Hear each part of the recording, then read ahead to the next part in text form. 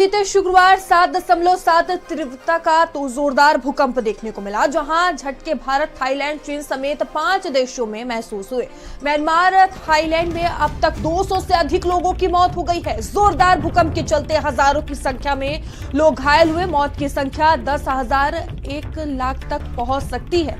बता दें कि म्यांमार के भूकंप पीड़ितों के लिए भारत का ऑपरेशन ब्रह्मा, जहां विदेश मंत्रालय के प्रवक्ता रणधीर जायसवाल ने इस बात की जानकारी दी। भारत म्यांमार को लोगों की सहायता के लिए काम कर रहा है। म्यांमार के लोग के लिए प्रथम रेस्पॉन्डर के रूप में काम कर रहा है। सहायता के लिए 15 टन राहत सामग्री की पहली खेप यांगून पहुंची है, जहां टेंट, कंबल और स्लीपिंग बैग, खाद्य पैकेट, दवाओं की सामग्री पहुंचवाई गई है। राहत सामग्री में हाइजीन किट और जनरेटर, सोलर लैंप भी शामिल है।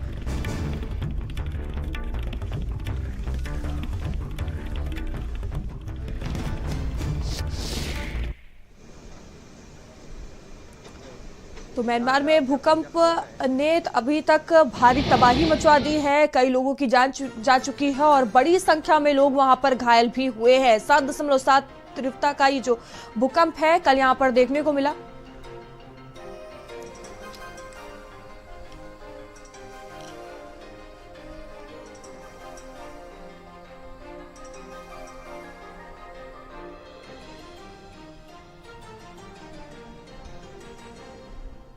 और किरोड़ी सिंह हमारे साथ विदेश मामलों के जानकार जुड़ चुके हैं। सर, आपका बहुत स्वागत है भारत समाचार पर। जिस तरह से ये यहाँ पर एक तबाही मची है, भूकंप देखने को मिला, बड़ी संख्या में लोगों की जान गई है और कई लोग यहाँ पर घायल हुए हैं। और देखिए, मदद के लिए अब जो भारत है वो भी आगे आया है। किस तरह से इस पूरी घटना को देखा जाए? देखिए, जिन देशों में ज्यादा नुकसान हुआ है वो म्यांमार और थाईलैंड हैं। दोनों ही भारत के पड़ोसी भी हैं, मित्र भी हैं, और जो बिम्स्टेक नाम का एक संगठन है बे ऑफ बंगाल के देशों की समुदाय का, उसके सदस्य भी हैं।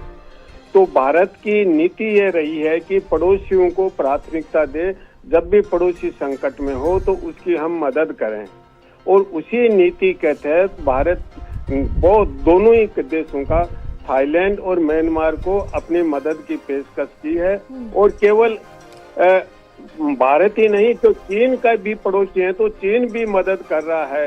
तो भारत और चीन और दूसरे जो दक्षिण पूर्व एशिया के देश हैं वो भी मदद के लिए आगे आए हैं।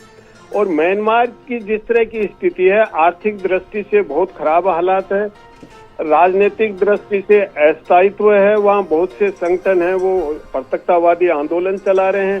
तो ऐसी स्थिति में बहुत कमजोर म्यांमार ऐसी स्थिति में नहीं है कि अपनी स्थिति संभाल सके, इसलिए भारत ने मदद की पेशकश की है। दूसरा यह है कि 3 अप्रैल को बिम्स्टेक की बैंकॉक में मीटिंग हो रही है, उसमें भारत के प्रधानमंत्री भी जाएंगे और निश्चित रूप से म्यांमार के नेताओं से और थाईलैंड के नेताओं से मिलकर और अधिक मदद की पेशकश करेंगे, उनकी परेशानियां जानेंगे और सहानुभूति भी प्रकट करेंगे।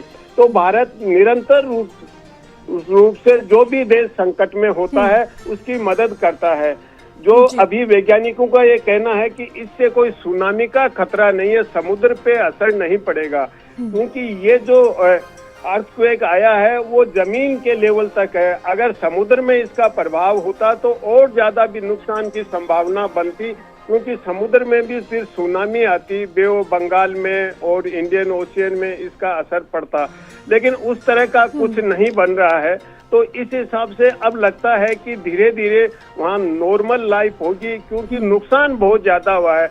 अभी तक की रिपोर्ट के अनुसार ऐसा कह रहे हैं कि 700 लोग मर चुके हैं और बहुत से डिस्प्लेस हो चुके हैं, बहुत से गायब हैं जिनका कोई मालूम नहीं है। तो वो सर्च ऑपरेशन और उस तरह का रिलीफ वर्क चल रहा है और उसमें भारत पूर्ण तत्परता के साथ मदद को तैयार है। जी सर, भारत म्यांमार के रिश्ते को देखते हुए ये जो ऑपरेशन चलाया जा रहा है, दोनों देशों के संबंधों में किस तरह का ये प्रभाव डालेगा, कितना प्रभावित होगा? देखिए, म्यांमार और भारत के संबंध खराब नहीं है। ऐतिहासिक दृष्टि से, सांस्कृतिक दृष्टि से बहुत ही मजबूत रिश्ते रहे पुराने इतिहास में। कभी तो म्यांमार भारत का ही एक हिस्सा था, फिर भारत से अलग होके अलग देश बना, तो और फिर वहाँ की संस्कृति है, वहाँ बुद्धिज्म है, वो इतना प्रभावशाली है कि जो बौद्ध धर्म है वो उसकी उत्पत्ति भी भारत से हुई है। तो सांस्कृतिक, धार्मिक, ऐतिहासिक रिश्ते इतने नजदीक हैं। तो अब ऐसे संकट के समय मदद करने में वहाँ का आवाम है, जनमानस है, वो फिर भारत के प्रति ऐसा एहसास करेगा कि भारत बहुत ही विश्वसनीय दोस्त है और हर संकट में हमारी मदद करता है। तो और अधिक रिश्ते प्रगाढ़ होंगे ऐसी स्थिति में।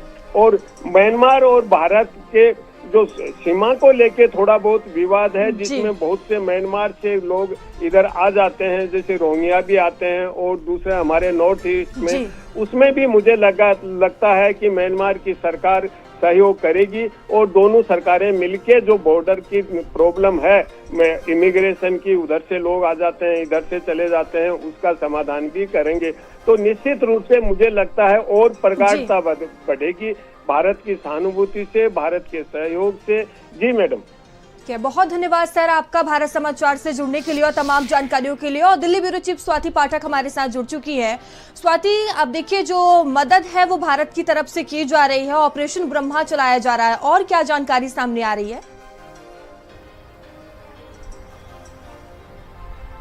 देखिए 15 टन वाली जो सामग्री है वो भी वहां पर पहुंचाई गई है ऑपरेशन ब्रह्मा के तहत, और उसमें तमाम जो सामान है वो मौजूद है। चाहे हम टेंट की बात करें, हम खाने की बात करें, हम दवाइयों की बात करें, पानी की बात करते हैं, या फिर हम ब्लैंकेट्स की बात करते हैं, ये तमाम सामग्री जो है वो वहां पर पहुंचाई गई है। और लगातार विदेश मंत्री खुद इस पर नजर बनाए हुए हैं। कल प्रधानमंत्री ने भी पोस्ट किया, क्योंकि ये आशंका जताई जा रही है कि जिस तरह से वहां पर 7.7 का भूकंप आया है, उसके बाद 10,000 से ज्यादा लोगों की मौत की आशंका अभी तक जताई जा रही है। और जो पुष्टि हुई है वो 800 लोगों की मौत की पुष्टि हो चुकी है, और कई लोग हैं जो घायल बताए जा रहे हैं, जिनकी संख्या हजारों में है। इसके अलावा जो ऊंची ऊंची इमारतें कल ताश के पत्तों की तरह ढही है, उसमें भी कई लोग बताए जा रहे हैं जो दबे हुए हैं।